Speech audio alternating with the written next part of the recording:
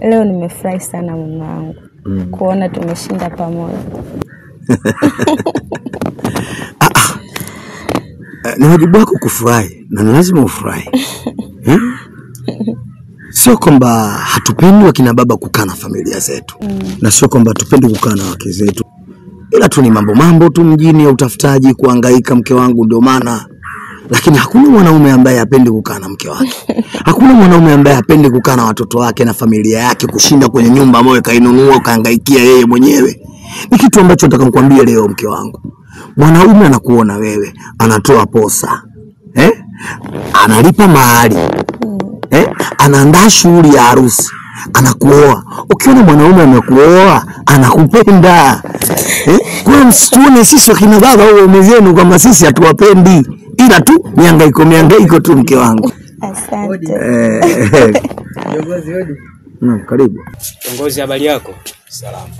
Mimi hapa naitwa Mr. Adamu, ni afisa wa benki na mwenzangu hapa kwa jina naitwa Mr. Kapasta.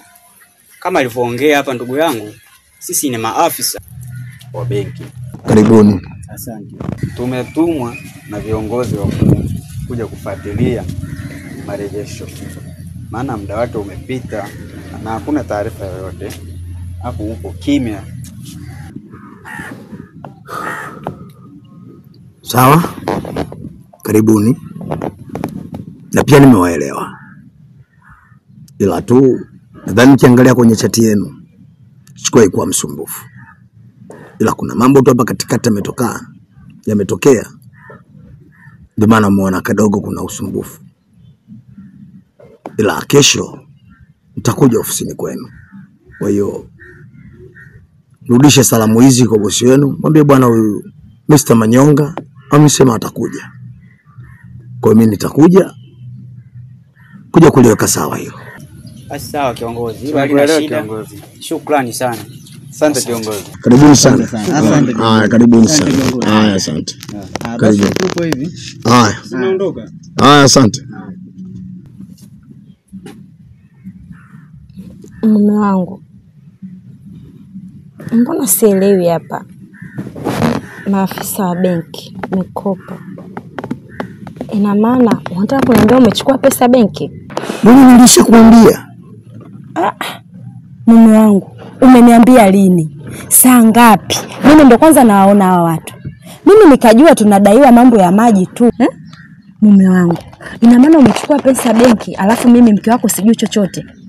Na umezipeleka wapi? Ikiwa sisi hapa tunalala, tunaamka, tunalalamika njaa. Kumbe mwenzetu umechukua pesa benki. Haya niambie, umezipeleka wapi na umefanyia kitu gani? Kweli nilichukua pesa. Kuna biashara niliambiwa inatoka nzuri sana. Nikaenda kuchukua pesa kwa niaba ya kwenda kuifanya hiyo biashara. Yote ni kwa ajili ya kuongeza wigo wa uingizaji wa pesa. Unajua kabisa kwamba maisha haya bila pesa hakuna kitu. Kweli nimeenda kuchukua pesa, lakini si kwa nia mbaya. Ni kwa ajili ya kwenda kufanya biashara hiyo ambayo niliambiwa kwamba inalipa tena nzuri zaidi. Lakini siku zote biashara kuna kupata na kukosa.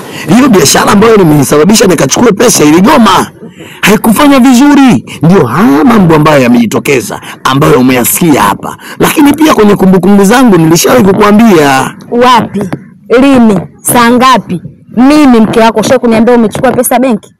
Mume wangu, sawa umechukua unafanyia biashara. Ulimwambia nani? Ulimshirikisha nani? Hivyo vitu vyote tunakaa hapa ndani mimi na wewe pamoja na watoto wetu. Mimi kama mke wako si ndio natakiwa kujua? Si ndio natakiwa unishirikishe kwamba mke wangu nimekwenda benki, nimechukua pesa, nimefanya hiki na hiki, lakini wewe hujaniambia chochote. Ndio kwanza naona watu hapa. Ina maana hawa watu wamekuumbua wewe. Mimi sijui chochote kuhusiana na pesa za benki. Haya, hiyo biashara iko wapi? Mbona mimi sielewi chochote mume wangu? Ina maana tumefikia huko kwamba kila mtu sasa ana hiari ya kufanya kitu chake bila kumshirikisha mwenzie? Sijapenda, umenikosea sana mume wangu. Nimekukosea. Nakosea. Ningekuwa nakosea ungekuwa na hali hiyo wewe. Nimekukosea.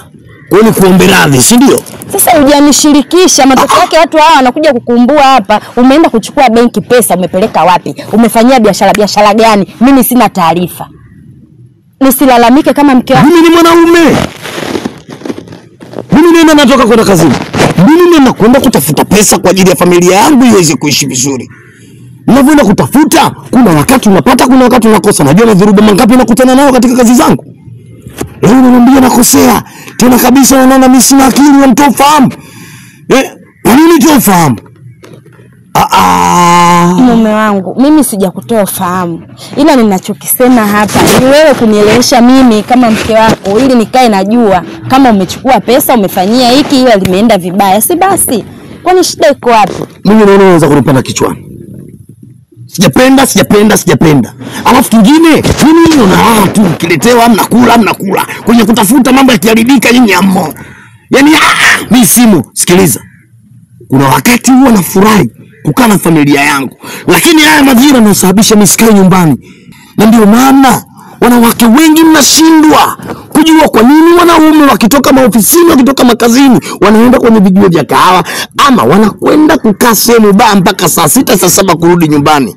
Ni kwa sababu ya kelele zenu na midomo yenu. Yaani tumekuwa tunabadili shift sisi. Tunaingia nyumbani siku ya leo na leo hiyo tunaondoka. Mtu anaingia saa 6 saa 7 saa 11 alfajiri ameondoka kwa ajili ya midomo yenu. Mnapofahamu. Mmezidisha kelele wanawake. Punguzeni kelele. Jamani mume wangu, sasa hapa kelele inatokea wapi? Haiwezekani mimi natafuta pesa kwa ajili yenu unaniambia mimi sasa hivi sina akili. Yaani mimi ni mpumbavu. Furaha yangu yote umemaliza. Lakini mume wangu, uje tuyamalize. Tumalize nini akatushanitofahamu? Sura yangu imekuwa kama kuna shetani. Yaani ukiangalia hivi sura na kutisha. Ukaaji na mimi ukamaliza siku vizuri. Endelea hata niondoke zangu mimi. Acha mimi nivae, nitoke sasa. Nende huko baba. Mwanaume huyu jamani.